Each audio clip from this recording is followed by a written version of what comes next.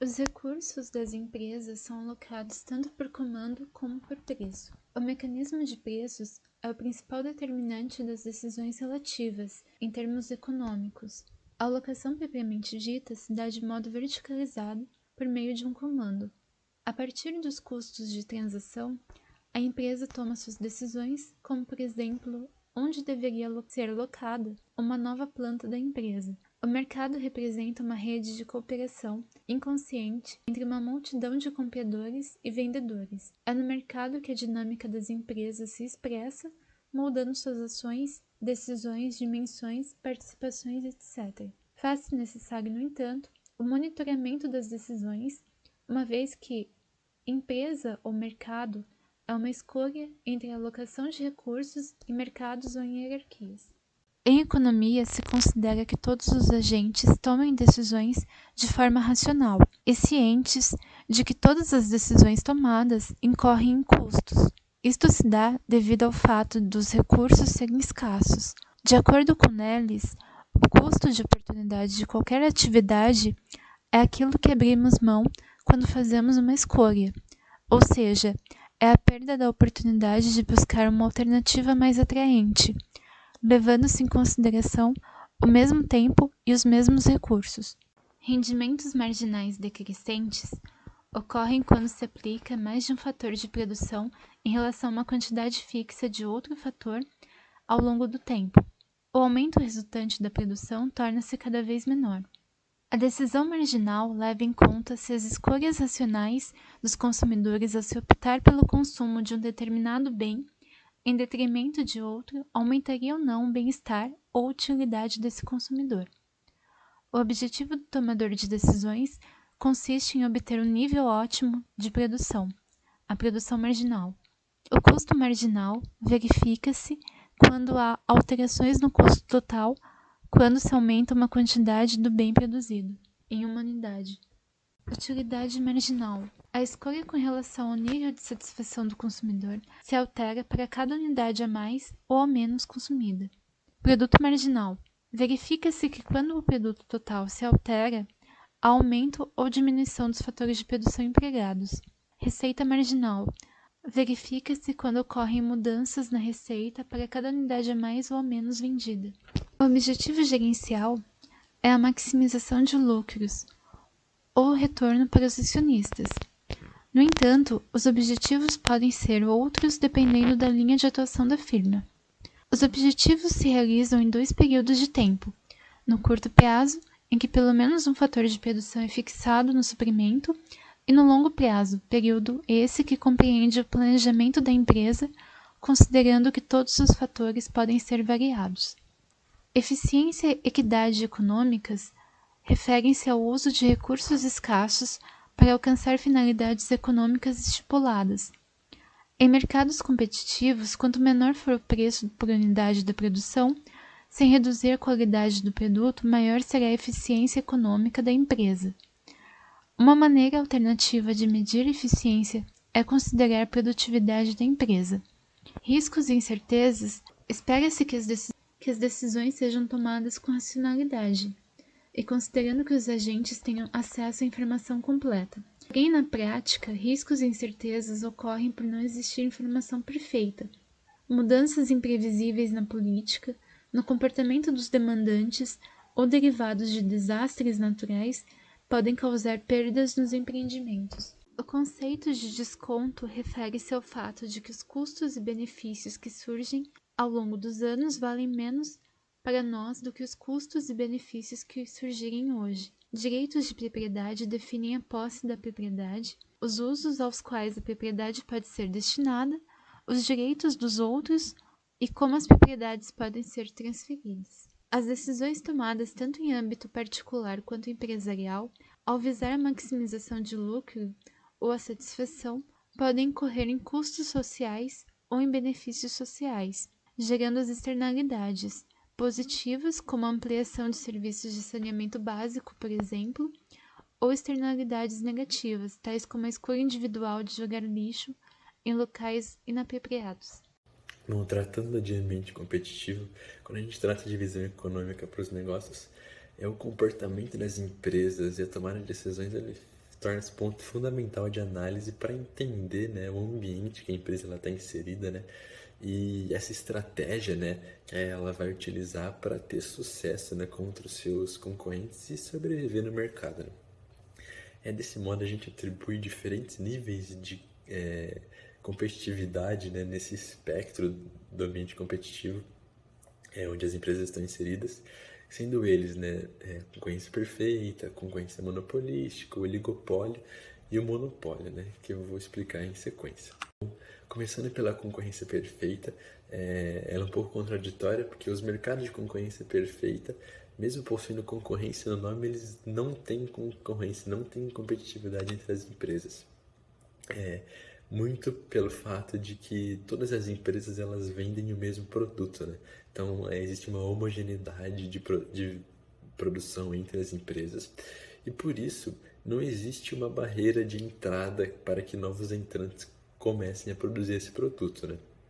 Desse modo, a gente enxerga um grande número de produtores que entram rotineiramente, né, nesse mercado para adquirir uma parcela desse mercado, uma parcela da receita que ele proporciona. Desse modo, a gente enxerga também a maximização dos lucros dessas empresas, que sempre tendem a manter o lucro igualado à média do mercado, né? Então, sempre que a receita ultrapassa os custos, novos entrantes entram no mercado pela facilidade e a receita volta a se igualar aos custos, né? Bom, partindo para a concorrência monopolística, né? Ela é semelhante aos pontos de concorrência perfeita, ela também tem assimetria na informação, ela também tem a perfeita mobilidade dos fatores de produção, porém, nesse caso, a concorrência monopolística ela diferencia em relação aos produtos, né? Então,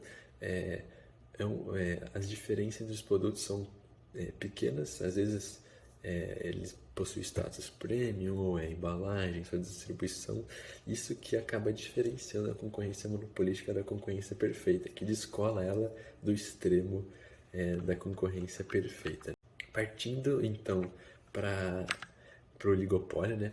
O oligopólio ele acontece quando poucas empresas comandam e tomam os preços de um determinado mercado, né? Então, por ocorrer, né, a grande diferenciação entre os produtos, existir uma grande barreira de entrada, são poucas as empresas que comandam, né, que estão no topo desse mercado, né? Sendo poucas empresas que estão nesse mercado, elas tomam a oferta, né? Elas organizam a oferta de acordo com a necessidade de obtenção de lucro delas, né? E isso que denota o oligopólio, né? Partindo por um monopólio, se posicionando na extremidade oposta do espectro que eu comentei, do outro lado da concorrência perfeita, ele se assemelha com a concorrência perfeita por não ter concorrência também. De um lado, a concorrência perfeita não tem concorrência porque tem a homogeneidade nos produtos. Do outro lado, o monopólio não tem concorrência porque só uma empresa vende o produto no mercado, né? Além de essa única empresa vender só o mesmo produto no mercado, esse produto não tem substitutos próximos, né? Então, a não presença de substitutos, muitas vezes, ela veio da absorção da empresa monopolística de outras empresas que tentaram entrar no mercado, né? Bom, e essa tentativa de entrar no mercado falha, ela acontece porque existem barreiras de entrada, né? É praticamente impossível uma empresa entrar nesse mercado para concorrer com um único tomador de preços. A gente sabe que é bastante difícil decidir a forma e a estrutura do ambiente competitivo enfrentado pelas empresas. Sobre isso, o autor considerou 3 fatores essenciais para ajudar nessa definição. Ele incluiu a distribuição do número e do tamanho da oferta e da demanda, o grau de diferenciação do produto e as dificuldades enfrentadas pelos novos participantes que querem entrar no mercado, incluindo as barreiras à entrada e à saída.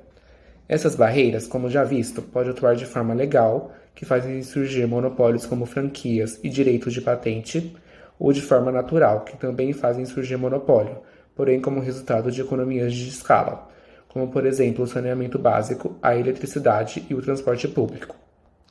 Todos esses conceitos que definem a natureza do mercado estão dispostos na tabela, que mostra a relação entre atributos e estrutura de mercado. que cria, muitas vezes, certa concorrência desleal. O tema de formas de mercado se encaixa perfeitamente no modelo defendido por Michel Porter, que falava que a lucratividade é uma função da estrutura da indústria. O modelo defendido pelo autor descreveu o ambiente competitivo e a lucratividade como proporcionais às 5 forças, sendo elas o poder de negociação de compradores, o poder de negociação dos fornecedores, a ameaça de novos integrantes potenciais no mercado, a ameaça de produtos ou serviços substitutos e o grau de concorrência no mercado. Todas essas 5 forças são responsáveis por determinar o ambiente competitivo que será enfrentado por uma empresa. Portanto, a meta estratégica de cada empresa deve ser e definir a ameaça representada e reconhecer que, em determinado momento e dependendo do setor e do público-alvo escolhido, certas forças de mercado serão mais importantes que outras. Joseph Nellis argumentou falando que o ambiente proposto pelas forças de Porter está sujeito a grandes mudanças. Assim como mostrado no organograma, em que as mudanças podem surgir na forma política, econômica, social e tecnológica, isso ainda é muito difícil de prever. Com isso, o desafio enfrentado pelos gerentes não está apenas limitado à dinâmica competitiva, mas inclusive deve dar conta de um ambiente externo que é, em sumo, imprevisível. As empresas que têm maior sucesso ao longo do tempo são aquelas que olham e respondem melhor ao ambiente externo. Como auxílio para ajudar a empresa nisso, temos o uso da análise PEST, que é a sigla composta por políticos, econômicos, sociais e tecnológicos, que impactam o negócio. Essa análise identifica as questões e tendências nessas 4 áreas que possuem atuação sobre os mercados e setores industriais de uma empresa. Uma boa análise PEST é tão importante que é uma etapa própria do processo de planejamento estratégico da empresa e ajuda na identificação de oportunidades e ameaças emergentes do ambiente externo. Junto com ela, temos a análise SWOT, que destaca os pontos fortes e fracos enfrentados pela empresa. Essa análise combina tanto questões externas como internas que afetam o desempenho empresarial. Pode-se escolher entre vários níveis de análise, sendo corporativo, empresarial ou departamental.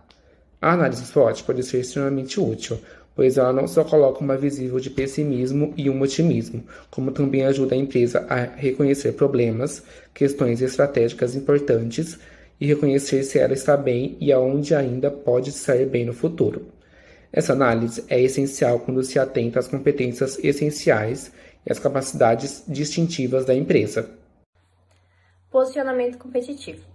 Entender a ordem da indústria, assim como o âmbito externo, se torna extremamente necessário quando tratamos da qualificação dos pontos favoráveis e desfavoráveis à empresa, para então se impor na esfera competitiva do mercado.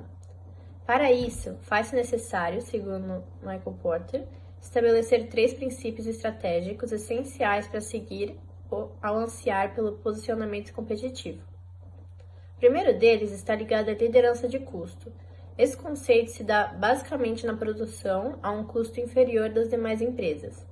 As empresas que se constituem através deste primeiro ponto estratégico se orientam a uma vantagem competitiva, pois estabelecem, através de produção de produtos com preços baixos dos encontrados no mercado, fazendo com que gerem uma predileção dos demandantes. Outro princípio é o de diferenciação. Esse tipo de planejamento tem como interesse fundamental a particularização e diferenciação do produto ofertado. Tornar o produto que, em muitas das vezes, pode possuir um valor superior aos encontrados no mercado, ainda assim, como preferência dos demandantes, são os valores impostos. Ou seja, o que torna o produto diferente e melhor do que os já presentes na esfera competitiva. A última estratégia, discutida por Porter, é a de foco, que está ligado com direcionamento a parcelas específicas do mercado, identificação de uma audiência particular. Focando em uma parcela do mercado mais específica, é possível transformar os produtos e alcançar melhores necessidades e características a fim de se tornar mais chamativa no mercado.